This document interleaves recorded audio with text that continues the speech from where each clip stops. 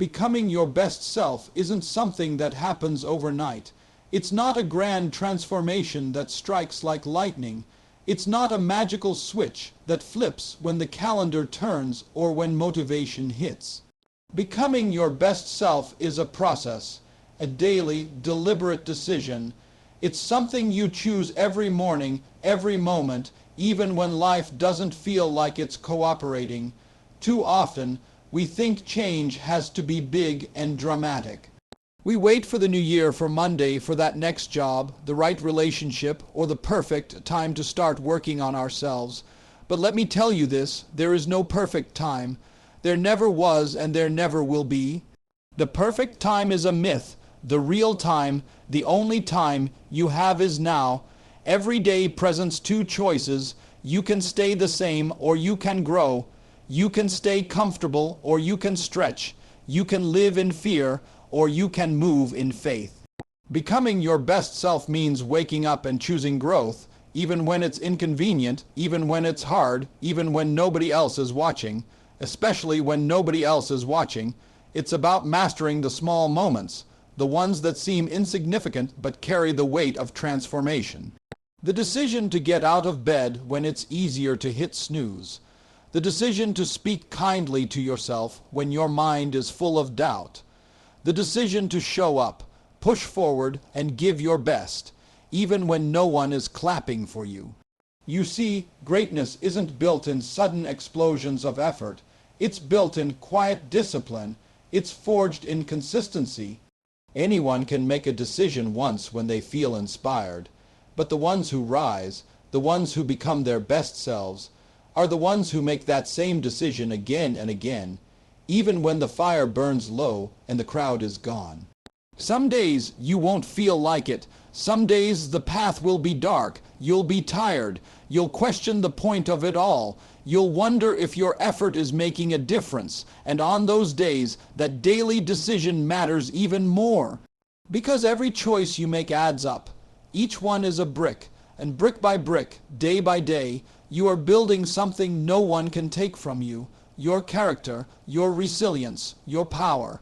Becoming your best self is not a destination with a finish line. It's a moving target because you are always evolving. What was once your best will one day become your baseline. You'll look back and realize how far you've come, but you'll also see how much more there is to discover in yourself. And that's the beauty of it. There's always more to learn, more to give, more to unlock. And here's the truth no one wants to admit. The decision to become your best self is not glamorous. It's not always inspiring. Sometimes it's lonely. Sometimes it feels like nothing is changing. But those are the moments that matter the most. Because those are the moments when you prove to yourself who you are becoming. You're not waiting for life to hand you something. You're becoming something. You're taking ownership. You're stepping up. You're rising. And every single day when you make that decision, when you choose growth over comfort, responsibility over excuses, action over delay, you are getting closer to the version of yourself that the world needs.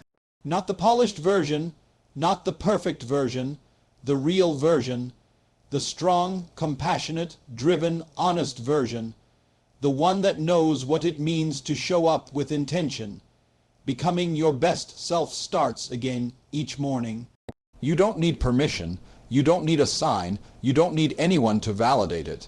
You only need to decide and decide again and again and again until the decision becomes part of your identity, until you no longer wonder how to move forward, because forward is the only direction you've trained yourself to walk in.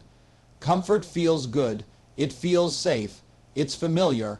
It's the space where nothing threatens you, nothing challenges you, and nothing pushes you too far. But that's exactly why it's dangerous, because comfort doesn't care about your potential. Comfort doesn't care about your dreams. Comfort will convince you that surviving is enough when you were born to thrive. Growth, on the other hand, is uncomfortable. It demands change. It demands effort. It demands that you leave behind the identity you've carefully built in the safety of the familiar and step into something uncertain, unpredictable, and real. Growth stretches you, tests you, breaks you open. And that's why most people avoid it. Not because they aren't capable, but because they're unwilling to get uncomfortable. People want better lives, stronger bodies, healthier relationships, deeper purpose. But they want it without pain, without risk, without the discomfort that comes with becoming more. You cannot become someone new while clinging to who you used to be. You cannot rise if you're always trying to stay rooted in ease. The truth is, everything you desire lies outside your comfort zone. Everything you fear is standing between you and your growth, and the only way to close that gap is to walk through discomfort, not around it. You'll never grow muscles without resistance. You'll never develop character without adversity. You'll never strengthen your mind without challenge. And if you're always choosing what's easy, what's known, what's comfortable, you're choosing to stay exactly where you are. You're choosing stagnation. You're choosing safety over expansion. And here's the problem. What feels safe today might be the very thing that keeps you stuck tomorrow. Comfort disguises itself as peace, but often it's a prison. A quiet, well-decorated, carefully managed prison. You stay there long enough, and you forget what freedom even feels like. You forget what it means to be fully alive. You trade your fire for routine. You trade your edge for stability, and eventually that comfort turns into regret. The kind of regret that whispers, you could have done more, you could have become more, but you settled. Growth starts when you stop negotiating with your limitations. It begins when you say, I will do what's hard now so I can live in alignment later. It begins when you walk into situations that make your voice shake, that make your knees tremble, and you say, let's go anyway. That's when something shifts. Not just in your outer world, but in your spirit. Because discomfort is not your enemy.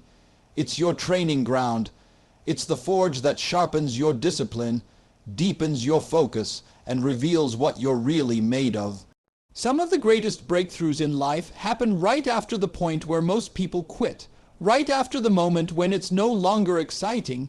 Right after the moment when motivation runs dry and all you have left is your why. That's the edge. That's where growth lies. And that's where you have to decide who you want to be.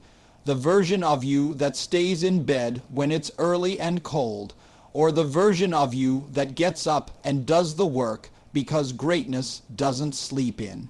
Discomfort is temporary, but the lessons it teaches are permanent. It teaches resilience. It teaches humility, it teaches patience, it teaches discipline, and once you begin to lean into discomfort, instead of running from it, something changes. You stop fearing the challenge, you start chasing it, because you understand it's not there to break you, it's there to build you. The truth is, comfort is seductive. It will offer you 1,000 reasons to stay the same. But if you listen to it long enough, your goals start sounding unreasonable, your dreams start sounding unrealistic, and your vision starts sounding impossible. You begin to shrink to fit the smallness of your surroundings instead of rising to meet the greatness of your calling. And that is how potential dies, not with a bang, but with a slow surrender to ease. If you want to grow, you have to get uncomfortable. You have to challenge your limits, not just mentally, but emotionally, spiritually, physically. You have to be willing to feel awkward, to fail publicly, to stumble in front of others, to be misunderstood. Because on the other side of that discomfort is the version of you that's stronger, wiser, more capable, and more powerful than you've ever known. But you won't meet that version by staying where it's easy. You only meet them on the other side of effort, risk, and uncomfortable decisions repeated again and again until they become your new standard. We've all got a past. Every single one of us. Some parts we're proud of and others we'd rather erase. Moments we wish we could relive and others we hope no one ever finds out about. But no matter what you've been through, no matter what decisions you've made or what mistakes have followed you, you must understand this. Your past is not your identity. It is not your sentence. It is not your destiny. Your past does not define you. Your choices do. The world will try to keep you in a box built by your history. People will try to remind you of who you were. They'll say, "You've always been this way," or "You never follow through," or "This is just who you are." But those statements are not facts. They are opinions rooted in old patterns, not present truths. What really defines who you are is what you choose to do with your life right now. Every day, you are given the opportunity to rewrite the story, to change the direction, to become the person you were always capable of being. Many people live as prisoners of their past, not because they have to, but because they believe they have no other option. They wear guilt like a name tag. They carry shame like a backpack. They've convinced themselves that their past actions disqualify them from a better future. But that is a lie. You are not the sum total of your mistakes. You are the sum total of your decisions moving forward. No one can escape their past, but anyone can rise beyond it. Yes, you made decisions that cost you. You trusted the wrong people. You gave up too soon. You reacted when you should have paused. You stayed when you should have left. You quit when you should have fought. That's life. That's part of the process. But that is not where your story ends. The only way your past can control you is if you keep feeding it with your focus. Stop staring in the rear view mirror. You're not going that way. When you realize that your power lies in the present moment, everything changes. Because your next decision can start a chain reaction that breaks every cycle of the past. Your next step can be the first of a new path, and you don't need approval, permission, or applause to make that step. You only need belief, the belief that you are capable of more, that you are deserving of more, that you can begin again, not just once, but as many times as it takes. The past may have influenced who you are today, but it doesn't get to dictate who you become tomorrow. Your story isn't finished. Your identity is not fixed. You're still growing. You're still evolving. You're still learning how to carry your pain with wisdom instead of shame. And sometimes, the people who have been through the darkest places carry the brightest light, not because they were untouched by failure, but because they chose to rise from it. That's what choice means. It means responsibility. It means you don't get to blame your history forever. At some point, you've got to say, "I am responsible for what I do from here." Because no one is coming to rewrite your narrative for you. No one is coming to save you. You are the author now. You hold the pen. The next chapter is yours to shape, not out of wishful thinking, but out of decisive action. Every day, life gives you choices. To show up or shut down, to keep going or give up, to speak truth or stay silent, to love or to harden, to believe in possibility or to stay stuck in the memory of failure. Your choices are the brushstrokes painting your future, and they hold far more power than anything that happened in your past. You may not have chosen your pain, but you get to choose your response. You may not have chosen your upbringing, but you get to choose your attitude. You may not have chosen the wounds, but you get to choose what you build from them, because choice is the most powerful force you have. And when you start choosing based on where you want to go instead of where you've been, you stop living from your past, and you start leading from your potential. Everything you want in life, every goal you set, every dream you carry. It all starts with one thing: belief in yourself. Without it, you're building on sand. Without it, the foundation cracks the moment adversity hits. Self-belief isn't a luxury.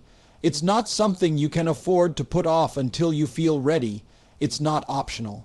It's non-negotiable. There will always be people who doubt you. Some will do it out loud. Others will do it behind your back. Some will disguise it as concern. Others will disguise it as logic. And if you're not careful, their doubt becomes your dialogue. Their disbelief becomes your mindset. but their opinion is not your truth. Their perception is not your reality. The only voice that matters in the long run is the one inside your own head, and that voice needs to be on your side. Believing in yourself doesn't mean arrogance. It doesn't mean pretending you're perfect or acting like you've got it all figured out. It means trusting your ability to figure it out as you go. It means recognizing that you have within you everything you need to take the next step. You may not know the whole path. You may not have every answer, but you don't have to. You just need to believe that you'll find your way forward no matter what stands in front of you. It's easy to believe in yourself when things are going well.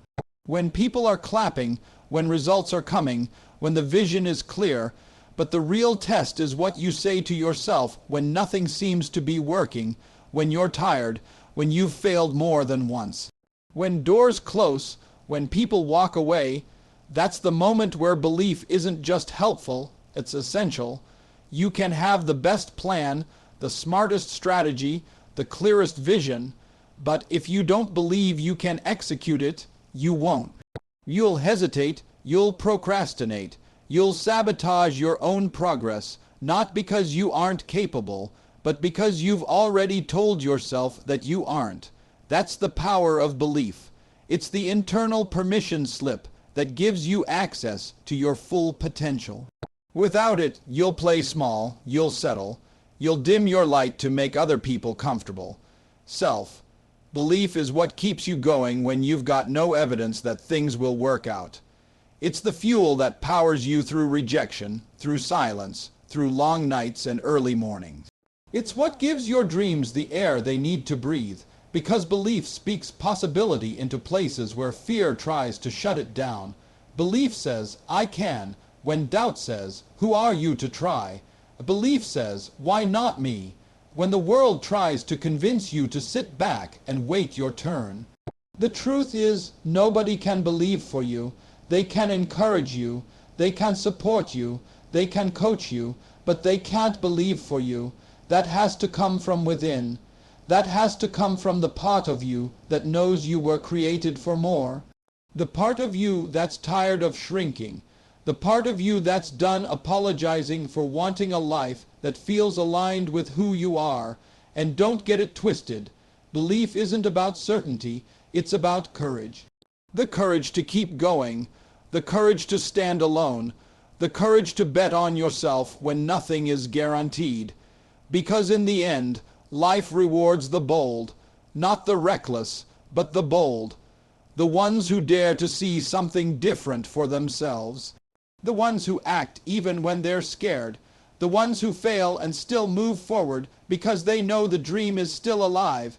You don't need the whole world to believe in you. You don't need every door to open on the first try. You need one thing, a mindset that says, I'm not giving up on myself. That's where transformation begins. That's where vision becomes reality.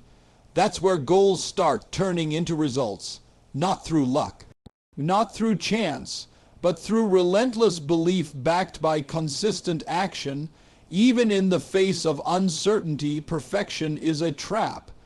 It's dressed up to look like a standard, like something worth striving for, but in reality, it's often just fear in disguise.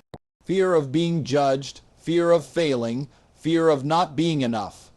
The problem with chasing perfection is that it convinces you that if it's not flawless, it's not worth doing.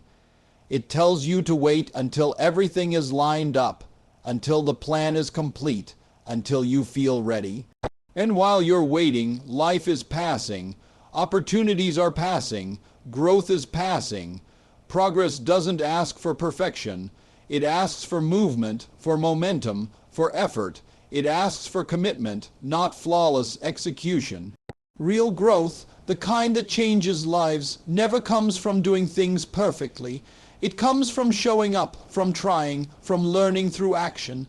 It comes from taking that first imperfect step, and then the next one, and the one after that, even when you're stumbling. Especially when you're stumbling. Too many people are stuck in preparation mode. They're forever getting ready, planning, organizing, thinking, but the truth is, nothing changes until you move. No amount of planning replaces the power of execution. No perfect idea matters if it never leaves your head, and no dream comes to life without the discipline of forward motion. You cannot fix what isn't in motion, and you cannot improve what you never start. When you focus on progress, you give yourself room to grow. You allow yourself to be a beginner. You understand that being bad at something is part of becoming good at it. You embrace the learning curve instead of avoiding it. Progress means giving yourself grace without giving yourself excuses. It means showing up consistently, doing your best with what you have, and improving over time. Perfection, on the other hand, paralyzes. It whispers that if it's not amazing, don't bother. It tells you that mistakes make you weak, that failure makes you unworthy. But that's not the truth. The truth is, mistakes are part of mastery. Failure is part of success. Every person you admire, every expert, every leader, every innovator, they got where they are not because they were perfect, but because they refused to let imperfection stop them. Progress teaches resilience. It teaches you to adjust, to adapt, to evolve. It allows for feedback. It builds confidence through action. You begin to realize that the path doesn't have to be clean. It just has to be yours. And every step forward, no matter how small, carries power. One workout, one conversation, one day of discipline, one risk, it all adds up. Progress is the compound interest of effort. What starts small multiplies when you keep showing up. The world often celebrates outcomes. It praises the end result, the polished product, the victory, but what matters even more is the process, the daily grind, the invisible effort, the hours nobody sees. That's where real progress lives. And if you're so focused on being perfect that you never start, you'll miss the chance to become someone better along the way. Some of the most powerful breakthroughs come after you've done something poorly for a long time. After you've tried and failed and gotten back up. That's when the skill kicks in. That's when the lesson sinks deep. That's when growth takes root. You learn by doing, not by waiting to be perfect before you begin. You improve through action, not hesitation. Every step forward sharpens you. Every rep counts. Every draft, every attempt, every messy version of progress makes you stronger, wiser, more equipped. Don't let the illusion of perfection rob you of your potential. Don't let it keep you on the sidelines of your own life. You weren't meant to be flawless. You were meant to be real, and real people build real success through effort, through persistence, through the choice to move forward even when things aren't clean or easy or certain. It's in that tension between what you want and what you're willing to do that progress is made. And once you learn to celebrate progress, to honor it, to measure your life by how far you've come instead of how perfect you've been, you start to see that growth was never about reaching some ideal version of yourself. It was about becoming a little more aligned, a little more disciplined, a little more powerful. With each step you take, becoming your best self is not about some distant arrival. It's about the relentless pursuit of growth, one step at a time.